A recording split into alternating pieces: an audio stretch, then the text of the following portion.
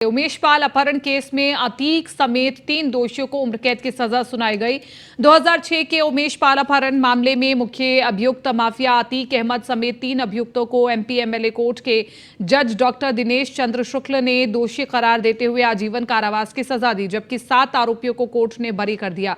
उमेश पाल की 24 फरवरी को प्रयागराज में हत्या हो गई थी। उमेश पाल के परिवार ने कोर्ट से माफिया अतीक के खिलाफ मृत्युदंड की मांग की है। वहीं सजा के ऐलान के बाद अतीक के साबरमती जेल के लिए रवाना कर दिया गया है और आपको बता दें कि सभी तीनों दोषियों पर 1-1 लाख का जुर्माना भी लगाया गया है।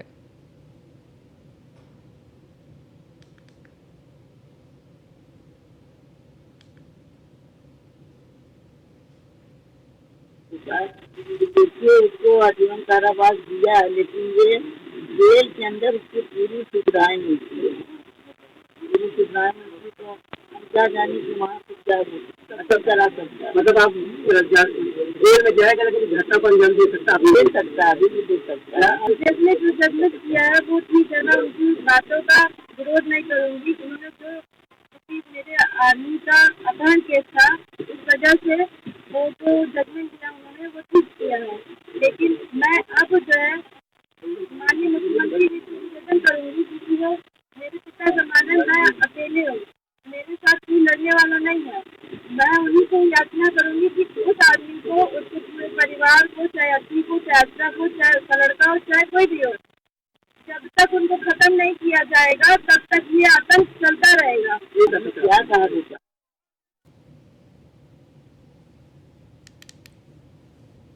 तो एमपी एमएलए कोर्ट ने उम्र कैद की सजा तो सुना दी है। हालांकि अभी भी उमेश पाल का परिवार ये कहता है कि उम्र कैद की सजा कम है, फांसी की सजा होनी चाहिए थी, क्योंकि अतीक अहमद के परिवार का जो आतंक है वो खत्म होना चाहिए। गुंडा एक्ट का मामला दर्ज है, अवैध वसूली का मामला अतीक अहमद पर दर्ज है। इसके अलावा आपको बताएं अपहरण का मामला अतीक अहमद पर दर्ज है और डकैती का मामला अतीक अहमद पर दर्ज है। कई मामले दर्ज हैं अतीक अहमद पर, तकरीबन 250 से ज्यादा मुकदमे दर्ज हैं अतीक अहमद पर।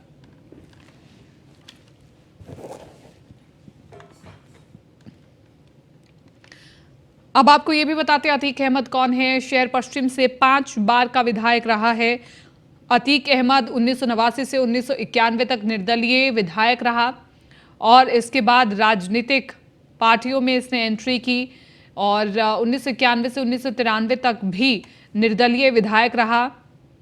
इसके बाद आपको बताएं कि चुनाव फिर से लड़ा, 1993 से 1996 तक निर्दलीय विधायक रहा और राजनीति में अपना रसूख बनाता रहा अतीक अहमद। 1996 से 2002 तक समाजवादी पार्टी से विधायक रहा अतीक अहमद।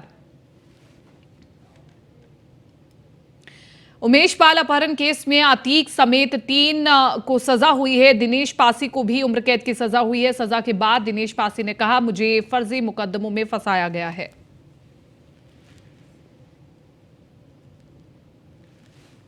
क्या मुझे सर फर्जी मुकदमे में कभी जिंदगी में कोई ऐसा क्या क्या मैं खुदा अरेस्ट नहीं किया, मैं खुदा। अच्छा तुम्हें फर्जी मुकदमा फंसाया गया, मुझे मैं तेरे पास ही फर्जी मुकदमा फंसा गया। कौन गाड़ी अरेस्ट किया तुम्हें? फर्जी मुकदमा फंसा गया सर। तुमने मारा, तुमने किडनैप किया था? कुछ भी नहीं जिंदगी में तुमने किया। उम्र कैद की सजा हुई है। भगवान पे भरोसा करता हूँ, कोर्ट निर्णय कर लेगा सर। दिनेश जी क्या आरोप है?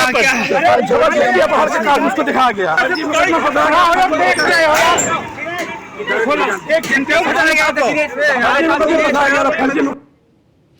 वहीं माफिया अतीक अहमद के मामले में ADG law and order Prashant Kumar ने क्या कुछ कहा, आपको सुनवाते हैं।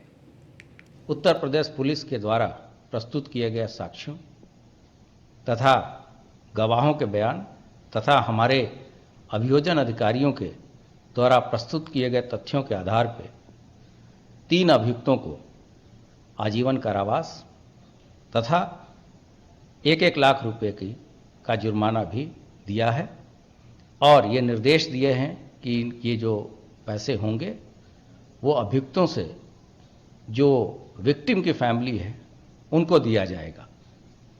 इन 3 जिनको सजा दिलाई गई है उसमें अतीक अहमद स्वयं शामिल है और इसके अन्य 2 साथी जिनका नाम क्रमशः खान शौकत हनीफ तथा दिनेश पासी है।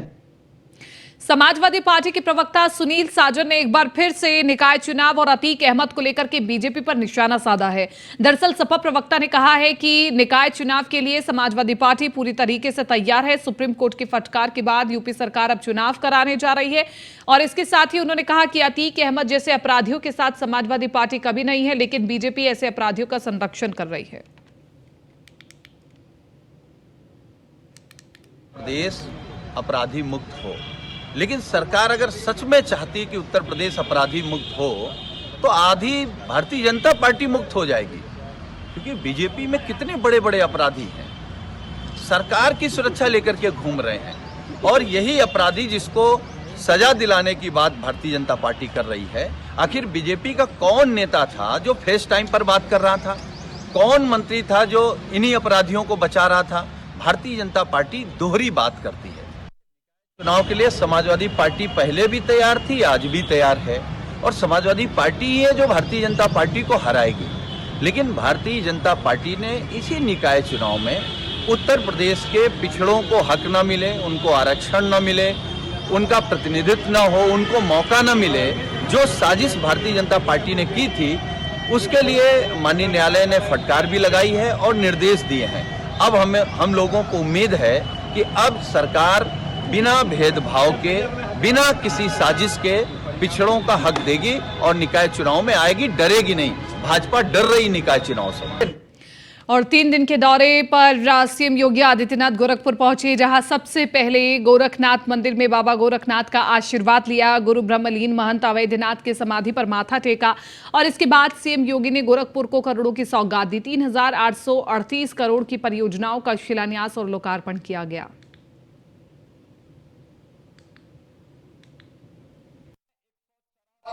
एकड़ से अधिक भूमि पर जहां 109 एकड़ में टाउनशिप बनेगी, आवासीय जो आवास बनेंगे उसकी सुविधा के लिए टाउनशिप के लिए विभिन्न श्रेणी के प्लॉट 692 बहुमंजिले भवन के लिए 7 भूखंड यहां पर उपलब्ध कराए जा रहे हैं और लगभग 75 एकड़ मेडिसिटी के लिए उपलब्ध करवाए जा रहे हैं। इन स्कीम के बनने से खास तौर पर गोरखपुर के चिकित्सकों के लिए, गरीबों के लिए, जो लोग आवास चाहते हैं लेकिन जमीन के भूखंड नहीं खरीद सकते, मैं हर व्यक्ति के पास रवि किशन जैसा पैसा नहीं है, इसलिए हर व्यक्ति जब जमीन नहीं खरीद सकता है तो वह चाहता है कि उसे सिर ढकने के लिए आवास सस्ते में मिल जाए और उसका एक ही है कि हम बहुमंजिला मकान की सुविधा लें, उनमें से अलग अलग परिवारों को अलग अलग मंजिल में बेहतरीन सुविधा के साथ दे सकें। आज उस स्कीम को भी यहां पे लागू किया गया है। भाइयों बहनों, गोरखपुर अब नए गोरखपुर के रूप में उभर गया है। डिप्टी सीएम ब्रजेश पाठक 2 दिवसीय महोबा दौरे पर हैं और इस दौरान डिप्टी सीएम के जिला अस्पताल पहुंचते ही प्रशासनिक अधिकारियों ने बुके देकर उनका स्वागत किया। डिप्टी सीएम ने सबसे पहले जिला अस्पताल के इमरजेंसी वार्ड का निरीक्षण किया। प्रयागराज में आज पूर्वांचल के माफिया डॉन अतीक अहमद पर निशाना साधते हुए कहा कि उसे आज 100 से अधिक मुकदमों में सजा मिली है। कांग्रेस के राहुल गांधी को कोर्ट ने सजा दी है।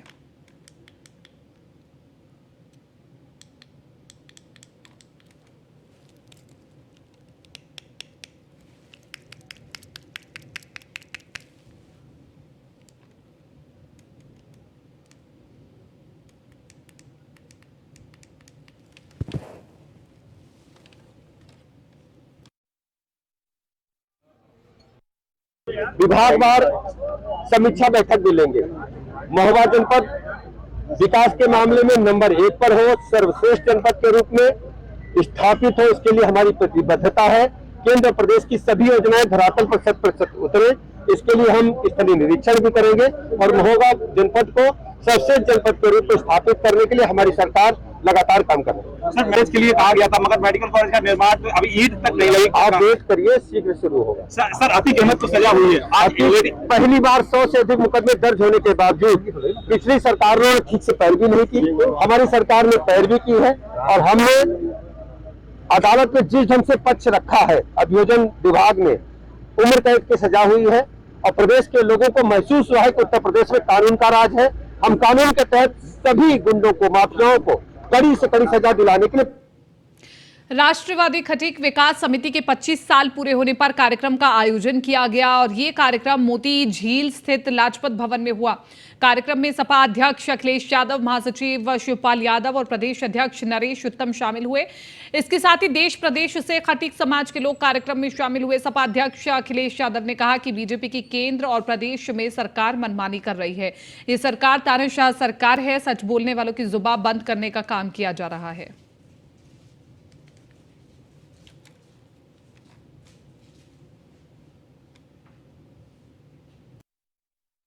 इरफान के साथ अन्याय हो रहा है और अन्याय इसलिए हो रहा है कि वो समाजवादी पार्टी का है।